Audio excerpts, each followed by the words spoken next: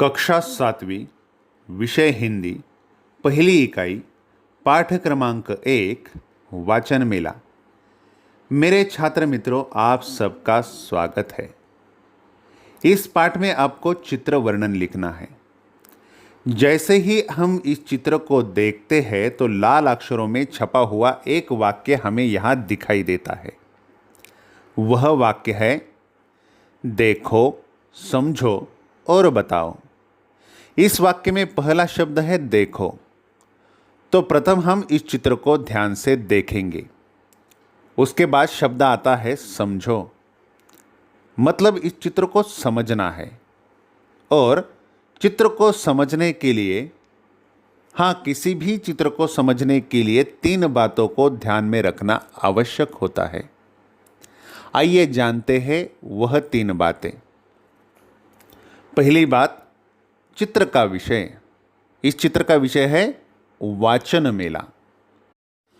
दूसरी बात, हम चित्र में किन चीज़ों को देख रहे हैं या हमें चित्र में क्या क्या दिखाई दे रहा है। तीसरी बात यानी अंतिम बात, मोरल, बोध अथवा संदेश। अगर हम इन 3 बातों को समझ लेते हैं तो हम किसी भी चित्र का चित्र वर्णन लिख सकते हैं। तो आइए चित्र का विषय, चित्र में क्या देखा और चित्र से मिलने वाला संदेश ध्यान में रखते हुए वाचन मेला इस चित्र का चित्र वर्णन लिखते हैं। मेला इस शब्द का मतलब होता है यात्रा। मेला इस शब्द का समानार्थी शब्द है यात्रा।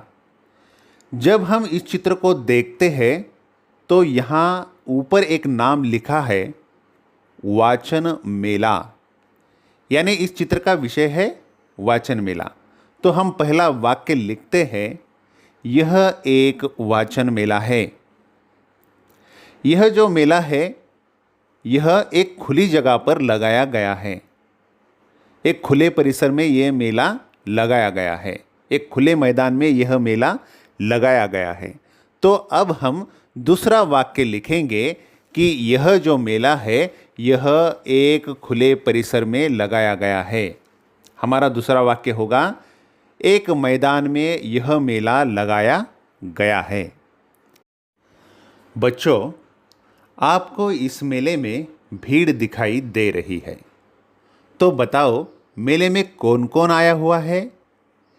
मेले में बच्चे, बुजुर्ग व्यक्ति यानी वयस्क व्यक्ति, स्त्री पुरुष आए हुए हैं। तो ठीक है, तो अब हम लिखेंगे, मेले में बहुत से स्त्री पुरुष, बच्चे और वयस्क व्यक्ति दिखाई दे रहे हैं। जैसे ही हम इस वाचन मेले को ध्यान से देखते हैं तो पुस्तकों के अलग अलग दुकानें या स्टॉल या विभाग हमें यहाँ दिखाई देते हैं।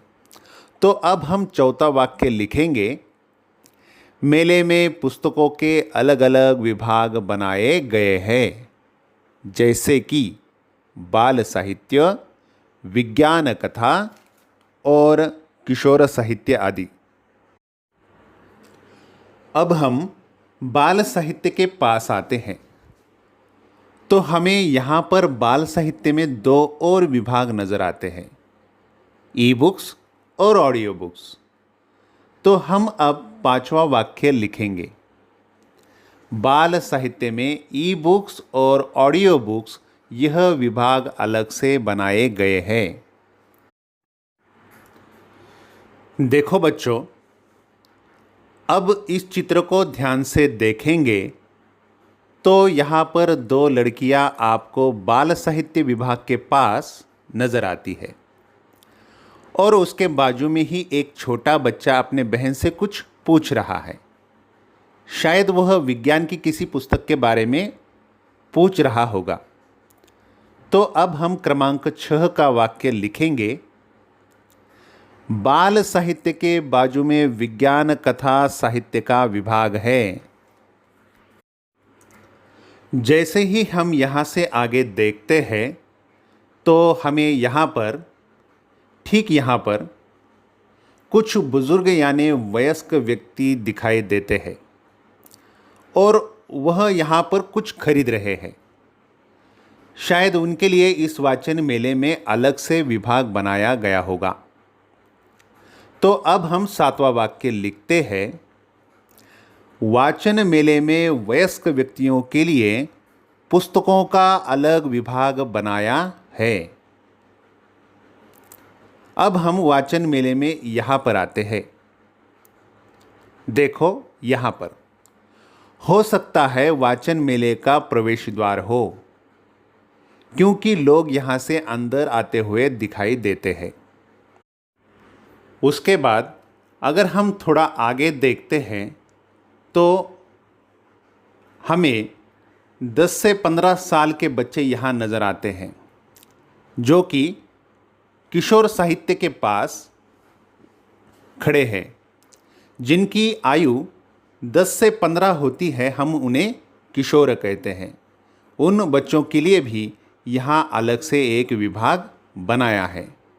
और हम देख रहे हैं यहाँ पर एक छोटा बच्चा अपनी माता के साथ इस वाचन मेले में आया है।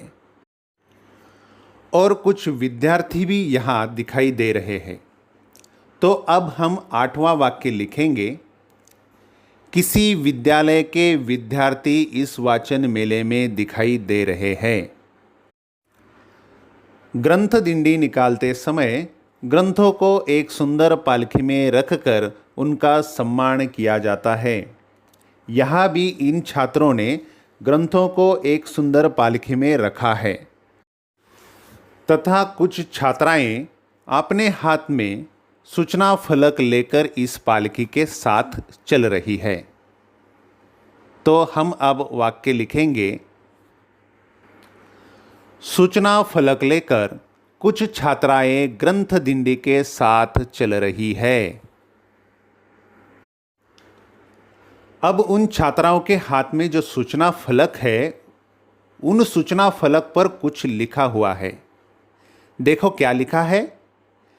पहले एक सूचना फलक पर जी बिल्कुल ठीक वहाँ पर लिखा है ग्रंथ दिंडी। तो अब हम इसके बाद वाक्य क्रमांक लिखते हैं 11। एक छात्रा के हाथ में ग्रंथ दिंडी यह शब्द लिखा हुआ सूचना फलक है। और अन्य छात्रा के हाथ में जो सूचना फलक है उस पर क्या लिखा है, पुस्तकों से पाए ज्ञान जाने भाषाए विज्ञान। अर्थात पुस्तक ही हमारे गुरु है। हम कहते हैं ना, ग्रंथ ही गुरु, और गुरु हमें ज्ञान से भर देते हैं। गुरु और पुस्तकों का जीवन में बड़ा ही महत्व होता है।